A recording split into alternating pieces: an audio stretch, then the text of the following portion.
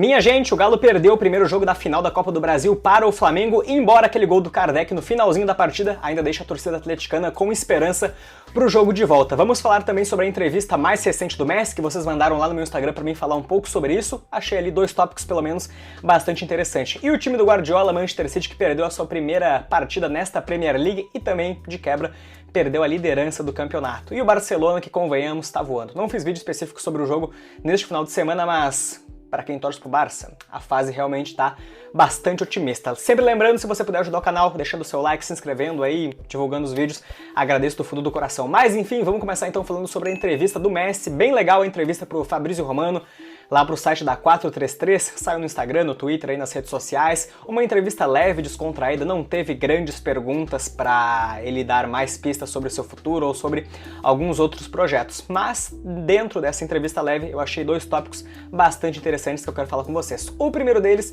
é sobre a possibilidade dele jogar a Copa do Mundo de 2026, que a gente já estava vendo até pelas últimas entrevistas do Messi e pelas notícias que saem, que a probabilidade realmente é bastante alta, bastante considerável, e ele falou sobre isso, mas como eu disse, por ser uma entrevista leve, nada demais vocês vão esperar, né?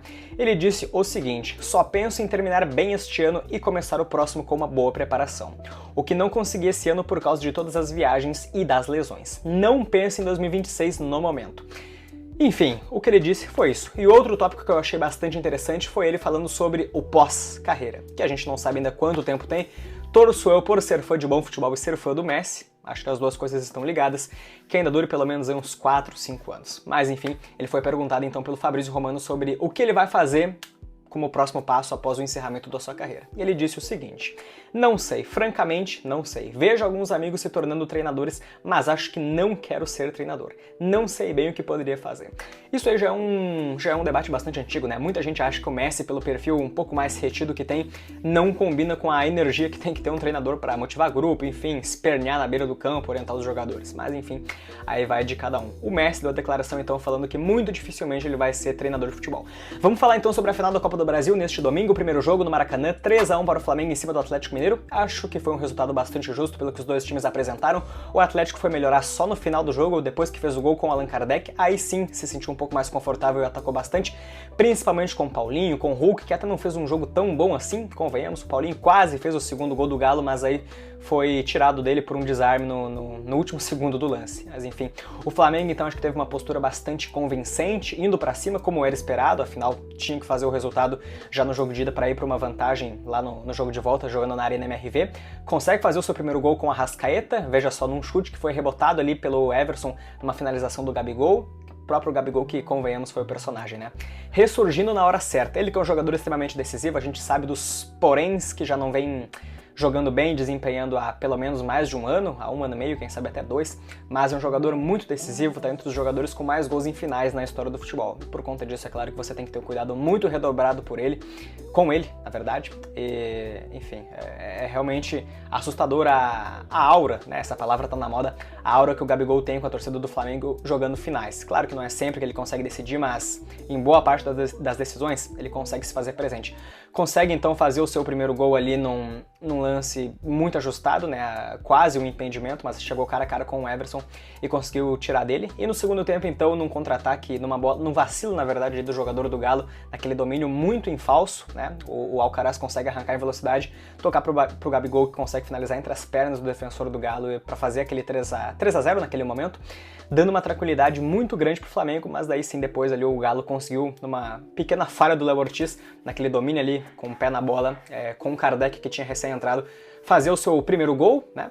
3-1 pro Galo. Naquele momento ali a gente até achou que o Galo poderia, quem sabe, fazer o seu segundo gol, mas acabou não acontecendo. Embora tenha pressionado bastante, não conseguiu fazer o seu segundo gol e dar uma esperança maior pro jogo de volta. Embora já por ter feito esse gol, tirando um pouco da diferença assustadora que seria um 3-0, acho que a torcida atleticana já pode ficar com um pouquinho mais de expectativa pelo menos, embora não seja nada fácil porque o Flamengo também, convenhamos, é um timaço. Enfim, o Atlético eu acho que não vai ir 100%, assim como não foi hoje, porque os jogadores é instantâneo, já tem na cabeça.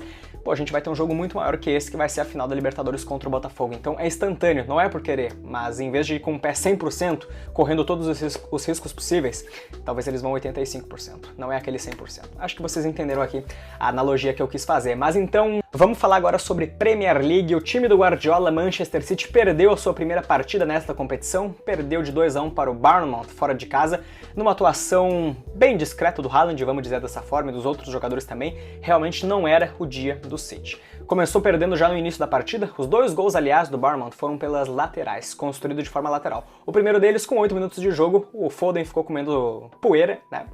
Vem o cruzamento então e o Bournemouth consegue fazer 1-0. E o segundo gol, aí sim, já no segundo tempo, novamente uma jogada pela lateral, então com o cruzamento pro Evanilson, veja só, enquanto eu tô falando, a máscara do Homem-Aranha vermelho acabou caindo aqui atrás. Enfim, depois eu arrumo esse troço aqui, isso aqui é do Halloween ainda. Enfim, o Evanilson então nesse cruzamento consegue fazer o segundo gol do Bournemouth, dando uma tranquilidade maior. Time que nunca havia ganhado nessa era de Premier League, ainda do Manchester City, que estava numa noite muito abaixo, ainda conseguiu descontar, se encaminhando para o final da partida, nesse cruzamento do Gundogan, com a cabeçada ali do Gvardiol. Mas, por ser no minuto 36 do segundo tempo, a gente ainda tinha uma expectativa maior de que, quem sabe, o City poderia empatar, mas não foi o caso. Realmente não era o dia do time do Guardiola, que teve um desempenho bastante abaixo. Quem teve um desempenho muito positivo é o ex-time do Guardiola, o Barcelona de Hansi Flick, que está realmente encantando seus torcedores de uma maneira impressionante, né? Vem de 2 resultados muito expressivos, marcando 4 gols contra o Real Madrid e contra o Bayern de Munique. Dessa vez não foi 4, foi 3, mas mesmo assim já serviu, né? 3-1 contra o Espanhol, então uma grande partida do Dani Olmo, que a gente torce muito para ter uma sequência. Fez 2 gols hoje, é um belíssimo jogador e tomara que consiga ter essa sequência, uma regularidade maior, que não conviva mais com essas lesões. E o Rafinha também acabou fazendo seu merecidíssimo gol pela temporada, que vem tendo num passe espetacular do Casadó. Que jogador que vem se mostrando também, hein? Um gol ali de cobertura do Rafinha, um leve toque, pô, tá jogando demais essa temporada. Pra mim, pelo menos, candidatíssimo à bola de ouro pelo que vem jogando. Se o Barcelona ganhar um título de expressão, seja lá Liga ou Liga dos Campeões ou algum outro troféu, cara, pelo que vem jogando o Rafinha, eu acho que ele vai estar pelo menos ali no pódio pra próxima bola de ouro. Mas enfim, minha gente, o Barcelona abriu agora uma vantagem bem considerável na liderança da La Liga. É bem verdade que o Real Madrid ainda tem um jogo atrasado, tem um jogo a menos, mas o Barcelona neste momento com 33 pontos é um desempenho muito positivo, muito bom, e o Hansi Flick realmente se mostra um treinador por clubes assustador. Eu falo por clubes porque na seleção alemã, que é um outro contexto, treinar seleção e treinar clube, ele acabou não dando tão certo. Mas por clubes, o trabalho dele no Bayern de Munique e agora o que vem se mostrando no Barcelona, com a intensidade do jogo, a rotação que o time apresenta e os resultados expressivos com goleadas, o torcedor do Barcelona tem que ficar muito feliz. Enfim, minha gente, é isso. Se você gostou do vídeo, então, novamente aquele reforço, deixa o like, se inscreve no canal, ativa as notificações, não perca nada, é de graça e você me dá uma ajuda gigantesca aqui no YouTube, tá certo? Tamo junto e até a próxima.